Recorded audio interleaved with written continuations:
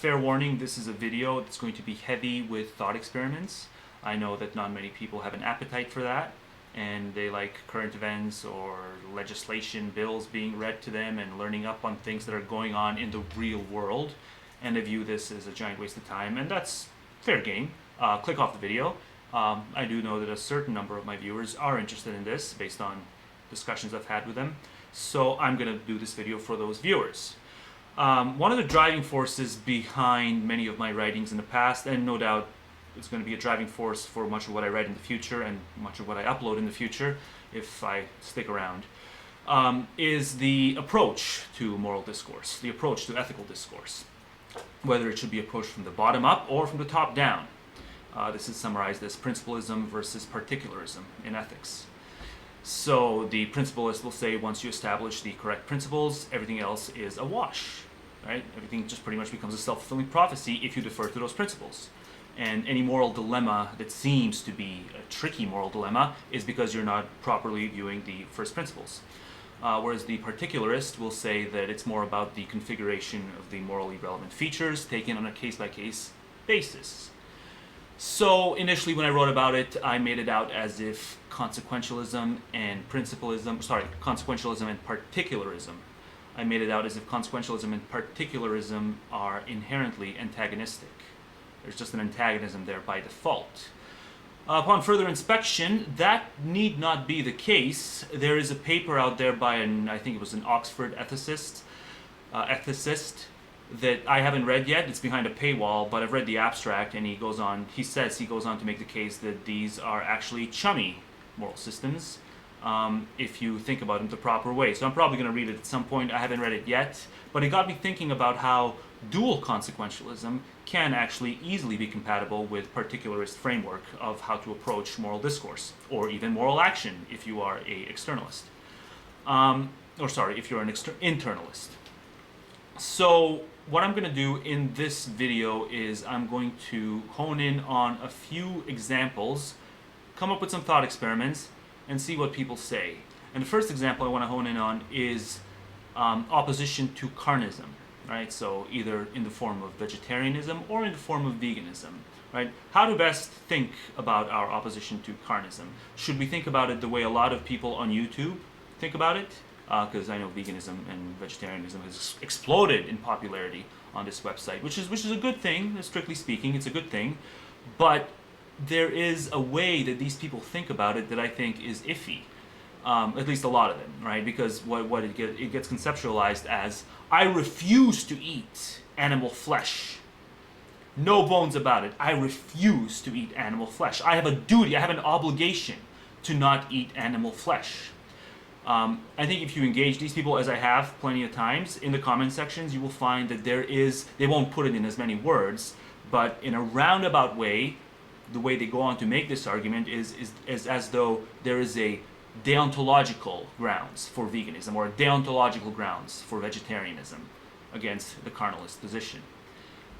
So my brain immediately conjures up thought experiments, and I pose thought experiments, and the reaction I get to them are less than satisfactory, right? So a basic thought experiment could be something like, let's say you are starving and you're stuck in a forest, and you know that you will not be able to get your hands on a vegetarian or vegan meal within the next 24 hours. There will absolutely be no way for you to get your hands on a non-animal flesh meal within the next 24 hours, and you are starving as it is, right? So you got a shotgun on you, and there are deer running about. And to end your hunger ASAP, you can shoot this deer point blank, end the deer's existence just like that, painless, instantaneous, and cook yourself some meat. Like, let's say within a span of an hour, you'll be munching on some meat, and you will end that starvation level hunger, right? So what is the rational thing to do in this case? Is it to draw out your hunger for those next additional 23 hours because you are committed to never, ever, ever, ever, ever eating meat, eating animal flesh? Or is it to simply discontinue the existence of an animal that did not give consent to be thrust into these risk equations to begin with? So you can almost make the case that you're killing two birds with one stone. You are discontinuing your own suffering in the form of starvation that is already in effect, Plus, you are discontinuing the might makes right environment for one additional animal, and it's an animal that did not consent to partake in that might makes right environment, the environment of predation. Now, irrespective of how much of a chance there is for that deer to be preyed on within those next, within the remainder of its lifetime, had you not kill it, that's strictly speaking a non-factor. What matters is, the first thing I want to hone in on is, what would you do? The average viewer of this video, who presumably I think is a vegetarian or a vegan even, what would you do? Would you draw out your starvation for an additional 23 hours? Or would you, assuming you can be guaranteed that you will kill the deer instantaneously and painlessly and be eating it within the next hour, would you take that as the proper course of action? So just show of hands on that. Now, if you wouldn't, if your answer is going to be no, then really what you're grounding your veganism and vegetarianism into is not opposition to factory farming. And I think that is the main crux of this issue, is opposition to factory farming. If you're not opposing that, if you are really fetishizing your image, and that's where a lot of this comes in, right? I will not get my hands dirty, right? It's more about me and sort of self-idolatry, that at the end of the day, being able to look myself in a mirror with a clean slate, with a clean conscience, self-fetishism. If that is your ultimate goal, I think you are misguided in this case. Because what if I go from 24 hours to 48 hours? What if I go from 48 hours to some other number? What if I make it half a week, perhaps a week? I think it takes somewhere between 35 days to 45 days for a person to die of starvation. Like, how long would you draw that process out before you would just put a bullet through the deer's head and munch on some meat in order to avoid that severe level of hardship in the form of starvation, right? When are you gonna just surrender self-idolatry in order to discontinue your own suffering, right? So for me, that 24-hour period is enough. Like, I would not wait the 24 hours. I wouldn't do it. I would just go ahead and proceed with the food, with the eating of the flesh, right? And when we talk about veganism and vegetarianism, there tends to be, still to this day, a knee-jerk reaction about moral purity. The person is more consumed with their own moral purity than they are with creating the best consequences for the animals, right? And the way to sideline those criticisms is to point out repeatedly that what needs to be discontinued is factory farming, not the eating of animal flesh per se.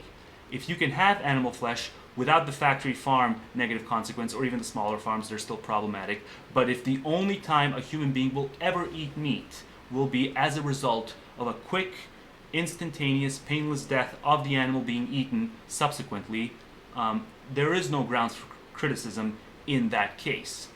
Now, of course, if the animal is a parent and it's got newborns to tend to, then we can control for those externalities.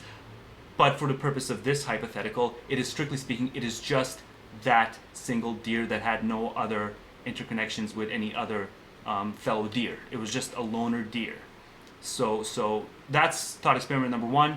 I would just like to hear the average person's response to that, the average viewer's response to that. Another thing that people always think that they're creating a slam dunk by reverting back to their principles is voluntarism. Now, there are some consequentialist voluntarists, but for the most part, when you run into a voluntarist, it will be a deontological voluntarist. And up until, I think it was late July or early August, I thought this was strictly an online phenomenon. I had no clue that I'd ever run into someone like that offline. But sure enough, I did.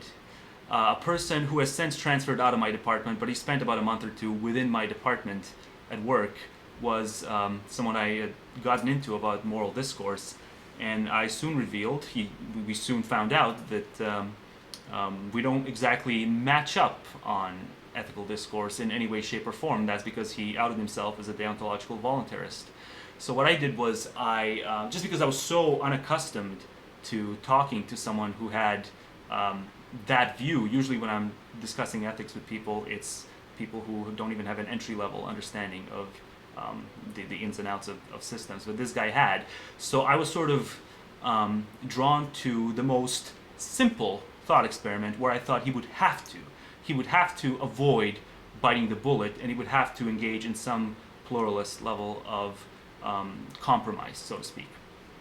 So what I did was I constructed a dilemma where I was the spectator, and I was walking along, and a kid had fallen inside a well, and that well was being filled with boiling hot water at a fairly quick pace. Now the kid was screaming, yelling for help, and I tried my best, but I could not reach far enough, nowhere near close enough, to get the kid out of that well on my own. And there was no rope, there was no stick that I can use to try to get him out. I was completely helpless. And if a couple of extra minutes had passed, that kid would be feeling boiling hot water on his feet and onward as that well continued to be filled up with the boiling hot water.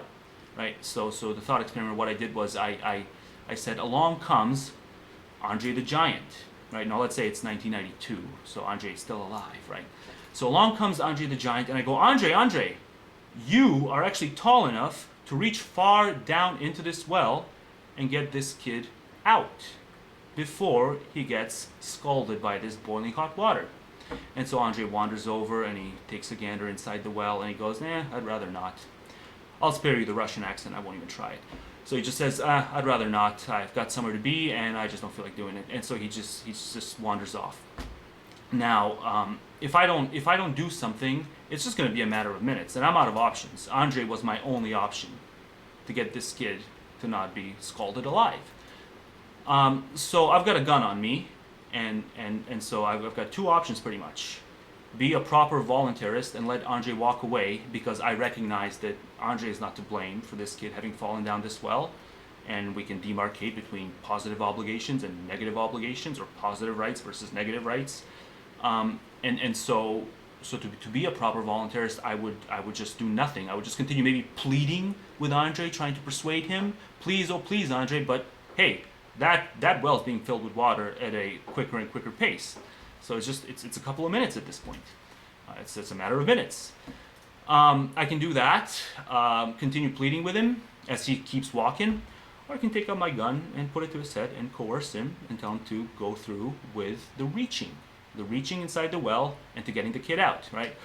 So to me, it's a slam dunk. I get my gun out, I coerce Andre, he gets the kid out, the kid doesn't get scalded alive, and once that's done, Andre goes on about his way, begrudgingly, but he goes on, and I broke the principle, but the principle, obviously, is not the be-all, end-all in a moral dilemma like this, right?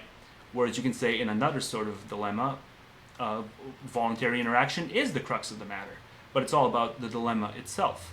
So if you just construe not even a complicated dilemma, a dilemma this simplistic, who's going to say, what voluntarist is going to bite the bullet and say, well, no, you still ought to have not coerced him? Well, I'll tell you which one, the one I worked with, and the one that's luckily now transferred out of my department, so I don't have to continue having these obnoxious discussions with him where he self-righteously thinks the right thing to do because he's convinced of the principle, right? He converts it back to the first principle. When in doubt, go back to first principles. Then insight will be imparted on you, right? So I don't want to rag strictly on deontological theories when it comes to this, because you can actually have this fetishism manifest itself in certain non-pluralistic forms of consequentialism, like rigid, invariable applications of consequentialist principles. So let's apply utility, right? The most well-known consequentialist principle. So utility is the name of the game. But even if we agree on utility, the avoidance of disutility, if you will, even if we agree on that, we still have to figure out what metrics we're applying. So are we applying per capita metrics to measure well-being or ill-being, or are we applying aggregative metrics? Is it pure aggregation? Is it totalism, or is it averagism? So if you go with the total view, I can pose a thought experiment in the form of something like torture versus specks of dust, right? So let's say world A, world B. So let's say world A, the only negative effect that will ever be experienced by any creature will be an individual who will be stuck in a torture chamber for an hour, right? Let's say it's going to be an hour. The moment that happens, his existence, poof, will be gone. And that's the only thing that's going to happen on that planet from beginning to end of the existence of that planet. It's just that one individual is going to be in a torture chamber for an hour. World B, we have numerous individuals. Let's say we have 7 billion human beings, right? So we don't have any animals. We just have 7 billion human beings, and the only below neutral, the only negative experience they ever go on to endure is a speck of dust getting caught into their eye. So it's the most trivial of the trivial. It's more trivial than a stubbed toe. It's more trivial than pinpricks. It's about as trivial of a negative nuisance as it gets. Now, if you are going to say that aggregation is the name of the game and the per capita metrics are in no way, shape, or form, under no fathomable thought experiment, are per capita metrics the way to evaluate well-being, to measure well-being, then if I just make that other world last for long enough, and if I just keep putting on a billion upon billion upon billion of individuals who go on to have that speck of dust nuisance, at some point it will aggregate into a total overall net effect that will trump the 1 hour of torture. And now if you're going to be petulant and insist, no, it can never trump it, fine, we'll just reduce it to 10 minutes of torture. We'll just reduce it to 5 minutes of torture. Let's say it's 5 minutes of torture. Make it really simple. Are you going to take World A, where the 5 minutes of torture takes place, or World B, where the only negative sensation ever felt, or negative dispreference actualization ever actualized, will be those specks of dust? To me, it's an open and shut case. You go for the per capita metrics in a case like this. Now, does that mean that per capita metrics, averagism, is in all fathomable cases supposed to tower over totalism when it comes to this utilitarian infighting? Obviously not. Obviously not. Now, I'm always tempted to make hypotheticals, to construct hypotheticals that are more favorable to the average view, because just the literature is dominated by total utilitarians. And I think there's a lack of proportional representation there. But if I'm going to be fully level-headed on it, if I'm just going to ignore that disproportionate representation in the literature, realistically I can come up with just as many hypotheticals that are going to be just as unfavorable to the average view as I can do vice versa, right? So, for example, let's say that you have a world where only one human being exists, and the human being is in a woeful, hellish state, right? So let's say that the human being's well-being level or ill-being level is at, let's say, negative 1,000. Now, that's so because that's his well-being level, and he is the only human being. That's also the average well-being level or ill-being level. Now, over in the other planet, the other hypothetical planet, you have, let's say you have a billion individuals, just a billion, so 1 versus a billion, but those billion are enduring an ill-being level of 999, negative 999. So the average there, it's still hellish, but the average is 1 below the average of the world where it's just the one individual existing. So clearly, all these people don't want to exist because they exist in a hellish state. They prefer it if they had never been swung into existence, brought into existence. But if you strictly go by the average view over the total view in a case like this, you will have to be tempted to discount their preference or their dispreference being actualized, the supermajority's dispreference being actualized, and you will have to say that because that average being level is 1 below the average being level in the previous world, where only one person exists, if given a choice, which world comes into effect, if you're going to apply averagism across the board, you will have to swing the world into effect where it's a billion human beings who all suffer individually just 1 notch below the one individual who suffers just 1 notch above. So you can't. Whatever principle you construe has to be a variable principle, or you just become a moral fetishist. We can also take this to not just utilitarian infighting, but consequentialist infighting. So two different consequentialist views. So you have the utility view, and then you can have something like the priority view. So you can have the utilitarian and the prioritarian, right? So what's the difference? So basically, utilitarianism and prioritarianism resemble each other in many respects. Prioritarianism more, based on my interpretations at least, it mostly resembles negative average utilitarianism, because it's about minimizing suffering across all individuals, but tolerating some level of disutility if, by doing so, the prioritarian gets to assist those who are the worst off. So an example of this, I guess we can say, can be something like, let's say you have a society of just two individuals. One society with two individuals. Let's call them Adam and Bob, right? And let's say that Adam's well-being level or ill-being level is at -10. So it's not severe suffering, but it's, substantial suffering, just not anywhere near as severe as it could be, if not hellish. So Adam's well-being level or ill-being level is at a -10, while Bob's ill-being level is at a -110. Right? So you sit the utilitarian next to a prioritarian and you ask them, well, which of these two individuals will you assist by 10 utils if you can only assist one of them by 10 utils?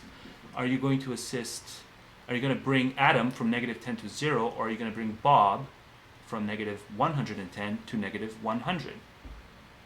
The utilitarian hears this and goes, well, a util is a util is a util all across the board, so I might as well just flip a coin. Prioritarian hears this and goes, well, it's pretty clear who we want to assist. We want to assist the individual who is better off, irrespective of the fact that the assist levels are going to be equal in both cases. The priority view. Now, it seems like a benign disagreement because it's 10 utils in both cases. The benefit is a 10 util benefit in both cases.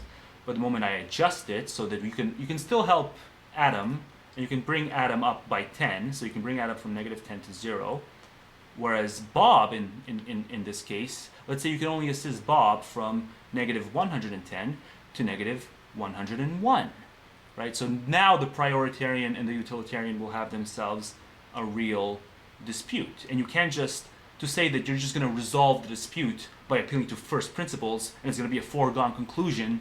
No, you're actually going to have to argue it out, right? So assisting the person who is worse off by 9 utils versus assisting the person who is much better off by 10 utils. There's grounds for a legitimate open argument there. This should be understood as a living argument, not something that you're just going to settle by appealing to first principles and just reiterating the first principles over and over and over until, well, your interlocutor gets fed up and just walks away. And so that's how a lot of these dilemmas should be thought of. Not slam dunks. You can't win moral arguments. You can't portray them as slam dunks, but just reiterating the first principles. You need to analyze the configuration of the morally relevant features. So yeah, I guess I can go on and on with these thought experiments, but I think I need to respond to a couple of remarks that I saw Emenda make a couple of days ago, because he referenced my last video, and he said I didn't do the subject justice because the video I responded to didn't really have anything to do with what he was talking about initially, right? So he wanted to go back to the initial complaint that he had, which was about partiality versus impartiality when it comes to how you treat your own child versus another person's child, or even how you conceive of your own child versus another person's child. And so he has a recurring complaint that it's unjustifiable to think that your child is more meritorious or more worthy of preferential treatment than the child of a perfect stranger, because it's what has value is the child itself, not your connection to it or to him or her. So what it is really, what the complaint is about is partiality versus impartiality, right? So people who are who favor partiality in ethics, the theories are called agent-relative theories of ethics. Impartiality is ideal observer ethical theories. So that's sort of the argument here. And I would say where Emendem goes wrong, because I am a proponent of impartiality, I am a proponent of ideal observer theories. But where Emendem goes wrong is he wants to prescribe impartiality, at least how it comes across in his videos. Maybe he'll correct for this in his response. Maybe he'll correct for this, but the way it comes across when he talks about these things, when he bemoans the fact that people have this view of their own children as being special, the way it comes across is it's as though he wants to prescribe impartiality 24/7 in everyday scenarios, where I think the best results are ones where you actually allow for nearsighted partiality so as to attain far-sighted benefits. Now, you can't do that all the time. You can only do it in mundane, everyday contexts. But if you have something like a moral dilemma, then you should opt for impartiality. So I guess a simple example to use here is, let's say a mad scientist builds 2 torture chambers. And let's say that he kidnaps your kid. Well, I'm not going to say kid because, well, average person watching this is not going to have a kid. So let's say that instead of that, let's say a mad scientist kidnaps your best friend, your lifelong BFF. And so he puts your BFF in torture chamber number 1, and then he kidnaps 2 perfect strangers who are undoubtedly best friends of a couple of other perfect strangers. And he puts them, the 2 of them, in torture chamber number 2. Now, he calls you up and he says, you get to pick which torture chamber I set off. I'm going to set off both of them if you choose to just not participate. I'm going to click both, and all 3 individuals will be tortured. But you have a chance right now to decide which one of these individuals walks. If I press torture chamber number 1, your best friend is going to be tortured for, let's say, a span of an hour, and the 2 individuals in the other torture chamber, the door is going to open automatically, they get to roam free.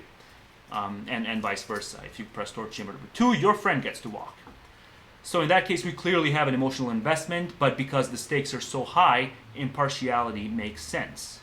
So even if you don't find it in yourself to let your friend suffer so that the 2 strangers can walk, I highly doubt that even if we make it into a parental ordeal, so even if it's a parent who's going to press the button that's going to free their child, and as a result going to end up getting 2 other children tortured, a parent might do that even in a moral dilemma like this, but I highly doubt that a parent will say that was the moral choice. They will excuse it on emotional grounds, on practical grounds, perhaps even on rational grounds. But if you pose this question to the average parent and they say that it's a moral decision to let my child walk while letting 2 other children get tortured for a span of an hour, then you can just up the ante. You can just say instead of 2, it can be 20, right? So 20 other kids in the torture chamber. If they still say the moral choice is to let my kid walk, amp it up to 200, amp it up to 2,000, amp it up to 2 billion, 2 trillion if it takes that. And at some point, they will realize that they are starting to look stupid.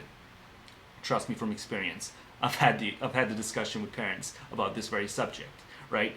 So even though they might not be able to do the right thing, they can certainly say that what they did do was not a moral act by letting their child go and getting the whatever supermajority of kids tortured as a result of it.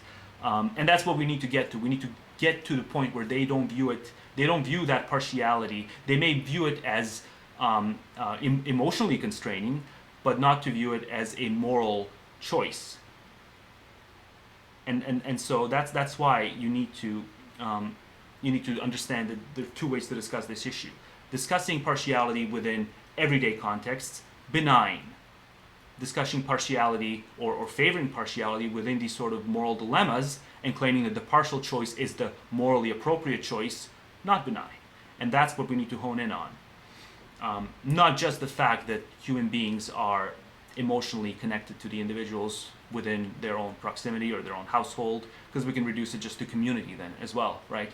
The individuals in your own, let's say it's a tightly knit community. The individuals in your own tightly knit community are going to be ones who are going to be emotionally invested in more so than in the community next door where you don't know anyone. And that's not lamentable. Well, I mean, if you want to just make it into an argument about the human condition and lament that not being Spockian condition, okay, but you're not really bringing anything new to the table. I mean, for millennia, people have bemoaned that. So yeah, that's what else did he rag on me on? He ragged on me on about a couple of things. The other point he ragged on me on was the friendship versus other types of relationships, like brotherly love versus romantic love, camaraderie versus basic carnal impulses. And he said that there is a merit-based thing here between one and not between the other. But I think that just totally ignores a point that I didn't even make in the initial video, because I talked about how boredom versus non-boredom is the driving factor. Like if you have a boring personality, it's going to be rougher to make friends, like what you bring to the conversational table. But it's not even that, right? The actual point is something that you can control for even less than physical appearance, and that is charisma. There's no way to work on a charisma, to embellish your charisma. You're either charismatic or you're not. Whereas with physical appearance, which is the driving force behind romantic relationships, you can actually improve it. You can improve it by listening to the examples I mentioned in that previous video. Charisma, you either got it or you don't.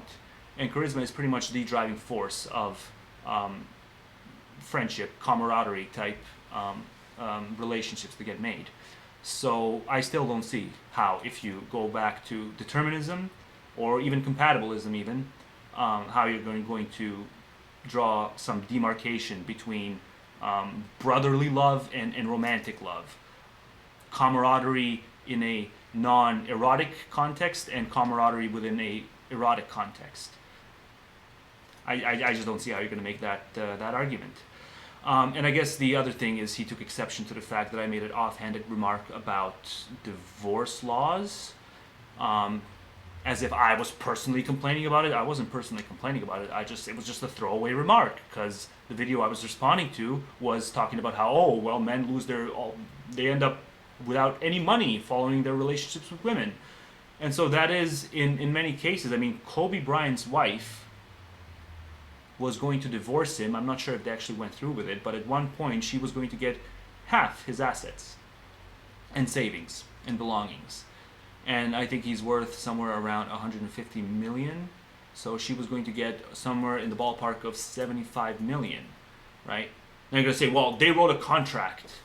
Okay, they wrote a contract. But are you a contractualist? I don't think you are. So like contractualists are people who believe that ethics are first and foremost about the contracts you write and make with people and how you should honor those contracts. I don't think that has anything to do with ethics. I think that's, to even call it instrumental would be doing it too much lip service. If someone signs themselves into slavery, I don't have to say that honoring that contract is a first order good. It can have practical benefits, but again, that simply depends on the contract itself. And I would say that any contract where an individual can get anywhere within the ballpark of 75 million just for having been married to someone for doesn't matter how long, that's a preposterous contract.